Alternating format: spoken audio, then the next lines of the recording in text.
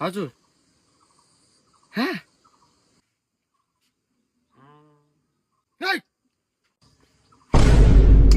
एकछिन पापा एकछिन के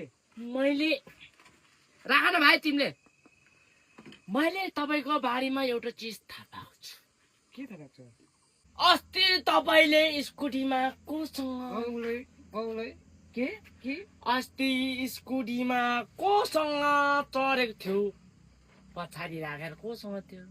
त्यो मलाई थाहा छैन है कोसँग थियो अब सिधै आमालाई पनि थाहा हुन्छ नि अस्ति तपाईँले त्यो नकचरी केटीलाई केप्सी पनि लगेर गएछ तर मलाई थाहा छैन है मलाई थाहा छैन अहिलेसम्म आमालाई तपाईँले केप्सी लगेछ लगेको छैन मलाई केही थाहा छैन अब सिधै आमालाई थाहा हुन्छ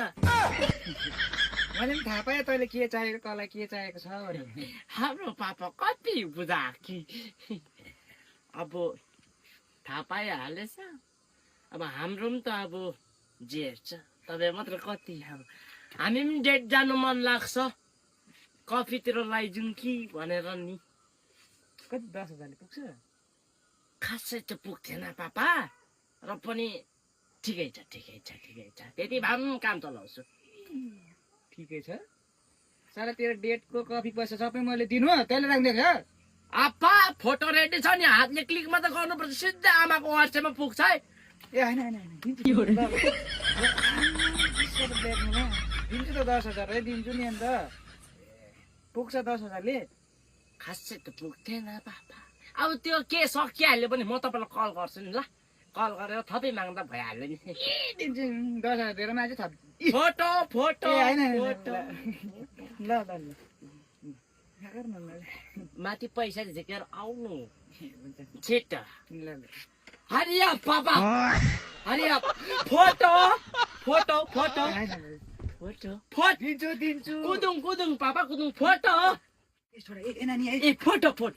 तिरेको दिन्छु तँलाई 10,000 के भएको तँ डेटिङमा कहाँ जान्छस् भनेर थाहा छैन नि मलाई तेरो बाउसँग सल्लाह हालेन नि त कहाँ जानु एउटा लोकेसन दिन्छु त्यहाँ जा बुझी कहाँ भन्छ कहाँ खरसाङ हन्डिल पार्क 2 नम्बर फुलबारी हो त्यहाँनिर ठुलो ग्रान्ड ओपनिङ भइरहेको छ यही 28 अप्रिलमा खरसाङ पञ्चायत समितिले अर्गनाइज गरेको हो ठुलो अर्गनाइज गरेको छ बुझिस्